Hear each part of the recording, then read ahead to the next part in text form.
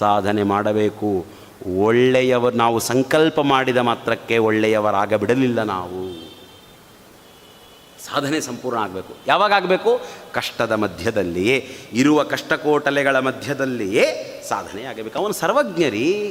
ನಾವು ಅಂದ್ಕೊಳ್ತಿರ್ತೇವೆ, ಅಯ್ಯೋ ದೇವರು ಇಷ್ಟು ಮಾಡಿದರೆ ಚೆನ್ನಾಗಿರ್ತಿತ್ತಪ್ಪ ಅಂದ್ರೇನು?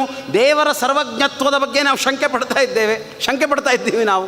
ಇದೊಂದು ಇದ್ದರೆ ಚೆನ್ನಾಗಿರ್ತಿತ್ತು, ನನಗೆ ಅದಾಗಿದ್ದರೆ ಚೆನ್ನಾಗಿರ್ತಿತ್ತು, ಒಬ್ಬ ಹೆಂಡತಿ ಇದ್ದಿದ್ರೆ ನಾನು ಇಷ್ಟೆಲ್ಲ ಕೆಲಸ ಮಾಡ್ತಾಯಿದ್ದೆ, ದೇವರು ನನಗೆ ಮದುವೆ ಮಾಡಿಸ್ಲಿಲ್ಲ, ಅಯ್ಯೋ ಒಬ್ಬ ಒಳ್ಳೆಯ ಮಗ ಇದ್ದರೆ ನಾನು ಇಷ್ಟೆಲ್ಲ ಮಾಡ್ತಾಯಿದ್ದೆ, ನನಗೊಂದು ಮನೆ ಇದ್ದರೆ. ಸ್ವಾಮಿಗೆ ಗೊತ್ತಿದೆ, ಸರ್ವಜ್ಞನಾದ ಭಗವಂತನಿಗೆ ನನಗೇನು ಕೊಡಬೇಕು ಅಂತ ಗೊತ್ತಿದೆ. ಯಾವುದರ ಮಧ್ಯದಲ್ಲಿ ನನ್ನನ್ನಿಟ್ಟಿದ್ದಾನೋ ಅದರ ಮಧ್ಯದಿಂದಲೇ ನಾನು ಸಾಧನೆ ಮಾಡಬೇಕು. ಎದೃಚ್ಛಾ ಲಾಭದಿಂ ಪ್ರೊಚ್ಚನಾಗುವುದೇ.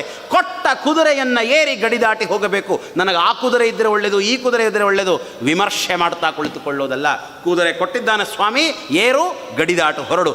ಸಂಸಾರದ ಗಡಿ ದಾಟಿ ಹೊರಡ್ತಾ ಇರಬೇಕು ನಾವು. ಎದೃಚ್ಛಾಲಾಭ ತೃಷ್ಟರಾಗಬೇಕು. ಕೆಟ್ಟ ಹೆಂಡತಿ ಇದ್ದಾಳ, ಭಗವಂತನಿಗೆ ಗೊತ್ತಿದೆ, ಕೆಟ್ಟ ಹೆಂಡತಿಯನ್ನು ಕೊಟ್ಟೇ ನಿನಗೆ ಸಾಧನೆ ಮಾಡಿಸಬೇಕು ಅಂತ.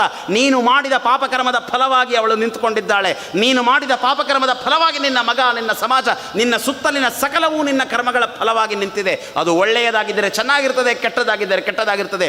ಅದರ ಮಧ್ಯದಲ್ಲಿ ನಿಂತು, ಪಂಚಾಗ್ನಿಗಳ ಮಧ್ಯದಲ್ಲಿ ನಿಂತು ಋಷಿಗಳು ತಪಸ್ಸು ಮಾಡುವ ಹಾಗೆ ಕಣ್ಗಳನ್ನು ಮುಚ್ಚಿ ಬೆಂದು ಹೋಗುವ ಪರಿಸ್ಥಿತಿ, ಅಂಥ ಪರಿಸ್ಥಿತಿಯಲ್ಲಿ ಕುಳಿತು ಅವರು ಹೃದಯದ ಅಂತರ್ಯಾಮಿಯನ್ನು ಕಾಣ್ತಾರಲ್ಲ, ಹಾಗೆ ಕಷ್ಟದ ಮಧ್ಯದಲ್ಲಿಯೇ ಭಗವದ್ ಆರಾಧನೆಯನ್ನು ಮಾಡಬೇಕು.